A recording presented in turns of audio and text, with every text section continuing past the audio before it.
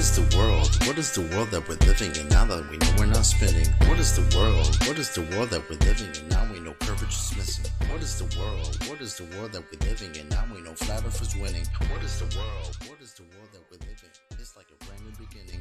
We know that most of y'all sitting there wishing, probably just itching for us to go away, completely dismissing things that we say like our minds have gone missing. Meanwhile, you're really the only one shifting reality as if it was switching, like it was some type of fantasy pitching. Next up the bat, but you wind up just whiffing. Nothing but air, you just can't do no hitting. Running around saying that water sticking to outside the balls, your logic is slipping. I understand that you might think I'm tripping. Pay attention to the words that I'm spitting. Only thing that really needs any fixing, your view of the world and the way that you're thinking. No need to go always screaming and kicking. No. That was Chocolate Sands, What is the World? If you want to check it out, it was, here's all the information. If you want to check out more stuff, go to Flat Earth Discord 24/7. They talk about really cool stuff there. And what we're doing today is talking about some TikTok videos I found, which are really interesting, like I always say, but let's jump right into it. So this one's really great. I'm going to put this up. Let me just show you what it is.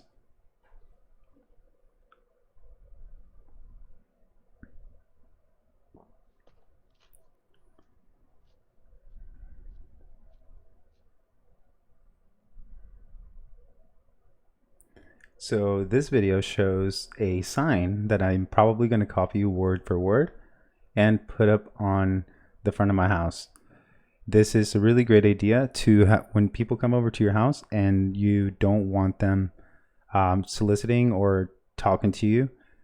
This is one way to keep them away. So let's go into the next one. This one is called David Wise.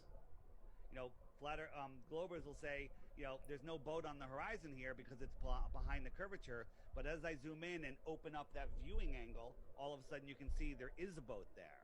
And when I zoom all the way in on this boat, I'll zoom all the way in and you'll see the whole side of the boat. And then the boat's not moving. I'm just zooming out and just like the boat's going away and the boat disappears from the bottom up. And that's due to angular resolution limits of our eyes. It has to do with these little waves blocking. Okay, because the waves in the foreground are bigger because they look bigger and they're hiding something smaller in the background. So it's like my hand goes away, it gets smaller, and just my finger here can block my whole hand. Yeah. So great. So I found this video and I wanted to share it because I've been finding more and more information about flat earth stuff and just interesting information, random stuff, and I always feel like it's very important to highlight some of these. There's a theme to all of these videos, just interesting topics that I find very interesting and that no one wants to talk about. Now let's go to the next one. This one is very important too. I'll show it first. Tips from somebody that used to work TSA. Number 1, the dogs in the airports don't smell for drugs. They only smell for explosives. Number 2, all of the tips and tricks that you're using to try to conceal and hide the illegal things that you're bringing, just stop, because it's an x-ray. You can literally see through everything. You're not hiding it by putting it in a toothpaste tube or whatever it is that you're doing. Number 3, it makes more sense to put it in your checked baggage so that way if they find it, they'll just throw it out. Whereas if you're in the security checkpoint and somebody finds it and they decide to be an asshole, they're going to call the cops, and then that's just going to lead you to issues and missing your flight. And then, let me just clarify some things. Edibles, just throw them in a Ziploc bag. They won't be able to tell the difference. Carts, doesn't matter. People smoke nicotine vapes all the time. They can't tell the difference. You can conceal pills in other pill bottles. Like, nobody's looking in your pill bottles. That's about it.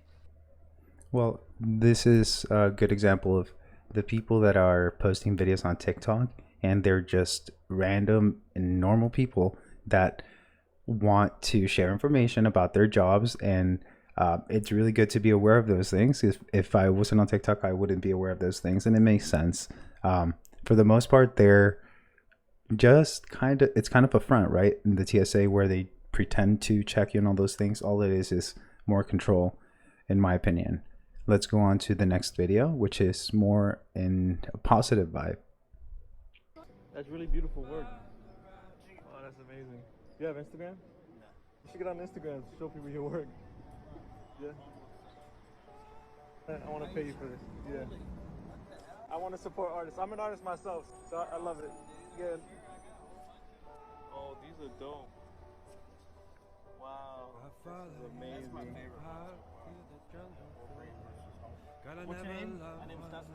Dustin Bones? Alright, thanks man. Thank you.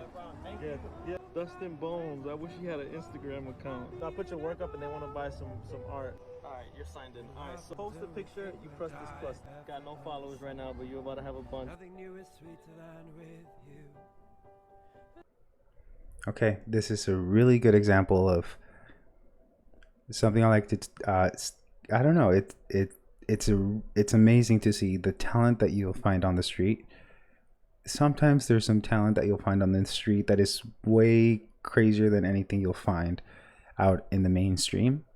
And this goes back to not having to look for like an outlet. You just kind of let your work flow, and this guy has amazing work, and all he needed was someone to come by and notice his work and put him on the right track. So that was super good vibes, and I really dig it. So here's the next one.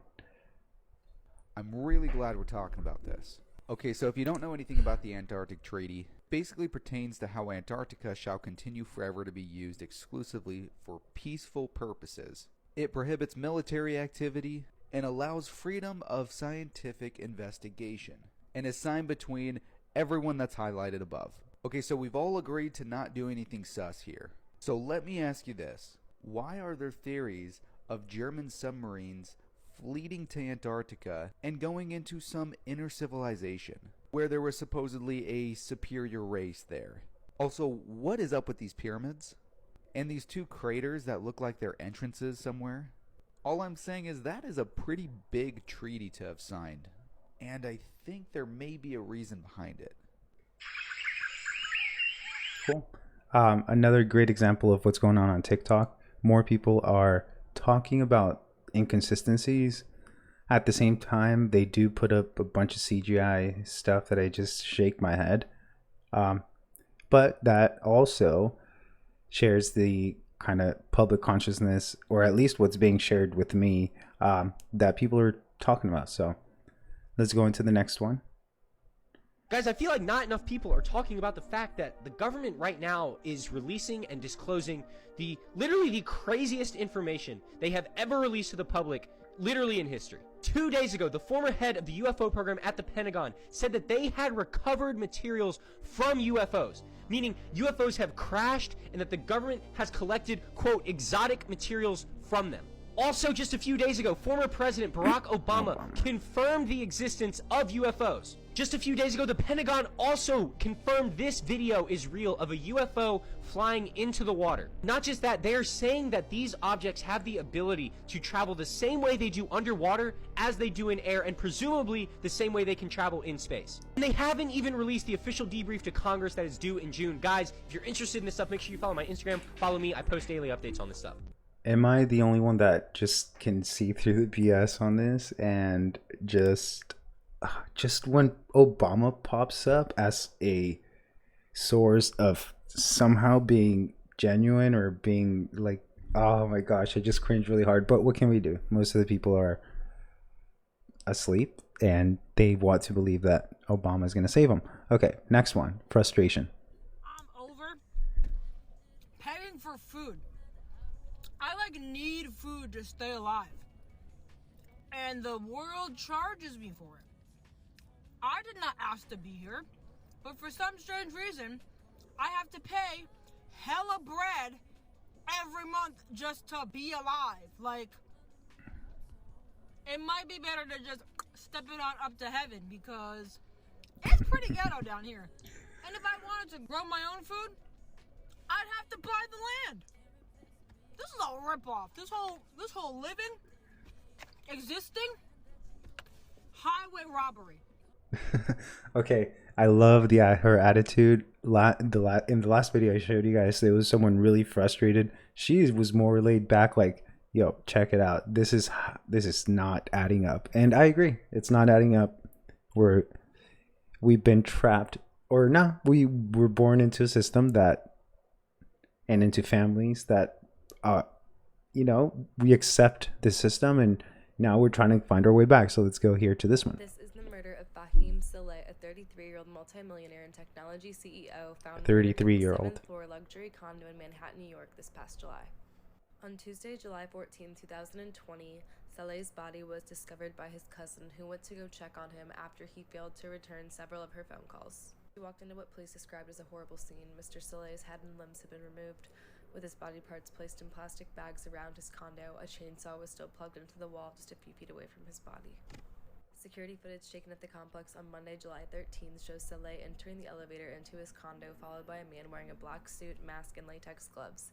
He carried a duffel bag over his shoulder, and as the two men exited the elevator, cameras show Saleh fall to the ground. At first, police believed it was a professional hit, but just 3 days later, on Friday, July 17th, they had a suspect in custody, and it was Mr. Saleh's former executive assistant, 21-year-old Tyrese Hapsel. Part 2 with more details. Okay, so this is a really interesting story because obviously when they put stuff in the news, I can't really trust it. I don't know what to think about this, but it just seems weird that when people make a lot of money, bad things seem to happen. And yeah, I don't know. I don't know how to feel about that. I just know that it gets really dark when you start getting up to the higher. Yeah.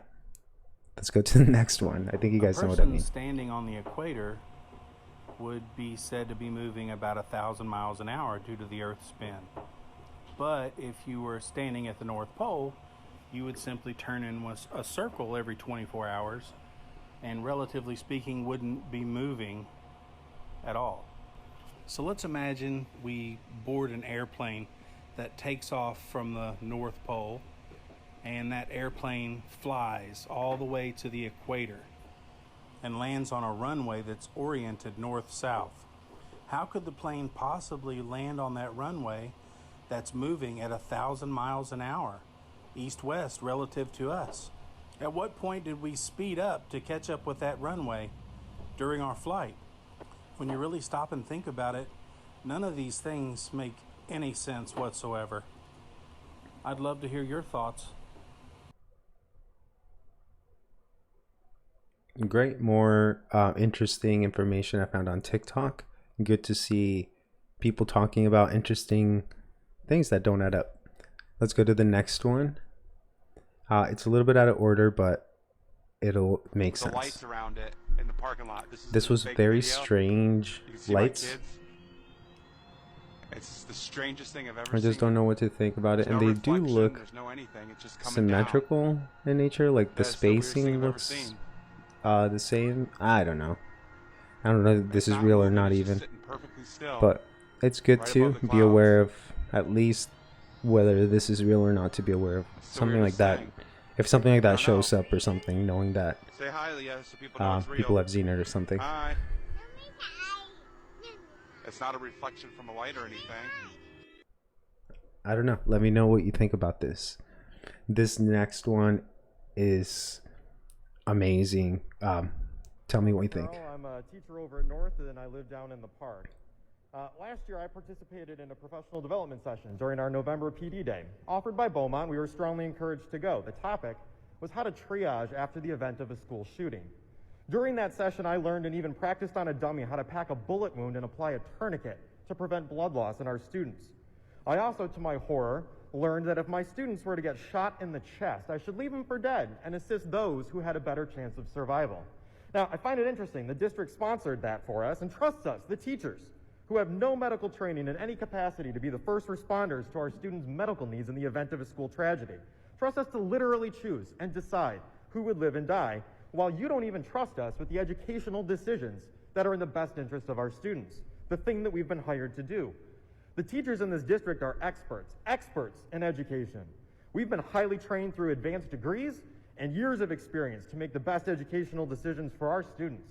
I have 10 years of experience, 2 postgraduate degrees in education. I'm a licensed K-12 administrator and a district level department chair. I'm more qualified to make educational decisions for our students, except for one person. Everybody here has less experience or actual knowledge of what life is like in our classrooms. Like you've done to my colleagues, you've disregarded my experience, my professionalism, and my expertise and reality and substituted it with your fantasies. You're listening to them. They don't know what happens in our classrooms. They're not there, and neither are you. You sit up on this stage, which, by the way, I hope you enjoy the space you have here. This does not exist in our classrooms. And you tell us after your meetings that you so appreciate and respect us. Well, I cry bullshit. You don't respect us. If you respected us, you'd listen to us. You don't appreciate us. If you did, you wouldn't make our jobs literally impossible to do. If you cared, you would pretend that you're listening, at least. I sent you an email months ago expressing my concern about our full face-to-face return, and I didn't get a single response from any of you, not one, not even a message received. I helped get many of you elected to this board, and you couldn't even be bothered to hit reply. If you actually respected me and my colleagues, you'd prove it with your actions. Instead, you'll make your vote tonight, basically a foregone conclusion because you're trying to ram it through in a single meeting, and then you'll get to the end of the meeting where you say that you do respect us. Last time we were here, John told you that teachers were angry. You can probably tell that was true. He said, though, that it wasn't about any decisions at the board level. It was the situation. We're not angry about the situation. We can't control COVID. We're angry at you. We are angry at you. And angry is a nice way of putting it. You've done more damage to our students, our district, and our profession in the last 12 months than we've seen in the last decade. Keep going down this path, and I'll be surprised if our #1 teachers even stick around. I know I'm not. I submitted my resignation to 389 last week, and I'm looking forward to doing something that's going to be valued and appreciated, not lied to. There we go. That's what we need. My wife's a teacher, and to see that what they make them do in the situation, and it's so tough. I love to see his confidence, the way he delivered it. It was just amazing. Only downside is I wish he would have taken off that mask. Things like that. But let's go on to the last video. This is a really positive note. It has to do with sustainability, or what I like to call being self-reliant and being clever with what you have. So check it out. So I want to show you this really cool project that me and my friends are working on, a living tree dome. These are cuttings from purple willows and white willows.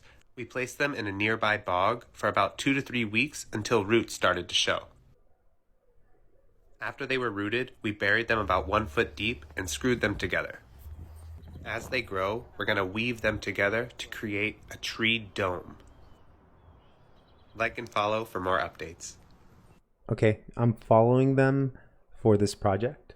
I will keep you updated on it. That is really, really clever. Using nature to create structures. I'm really into this. So thank you for watching. I appreciate all of you. Whoever watches this, and I hope you find it interesting. Let me know what you think. I'm going to be doing more of these. For now, I'll put some of this music up, and we'll be back next time.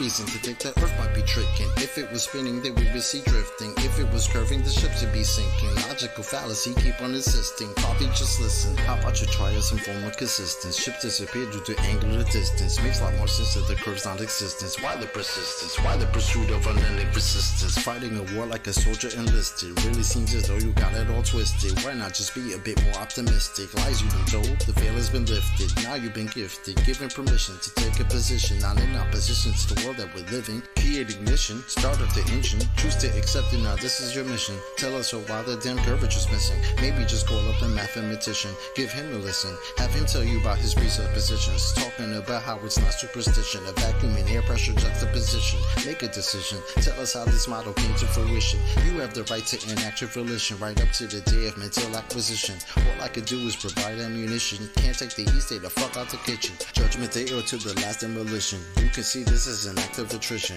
On the condition that after admission, do you a favor and start the forgiving. Then go out and share your newfound position with everybody who's potentially victim. Falling for the global prisoner system.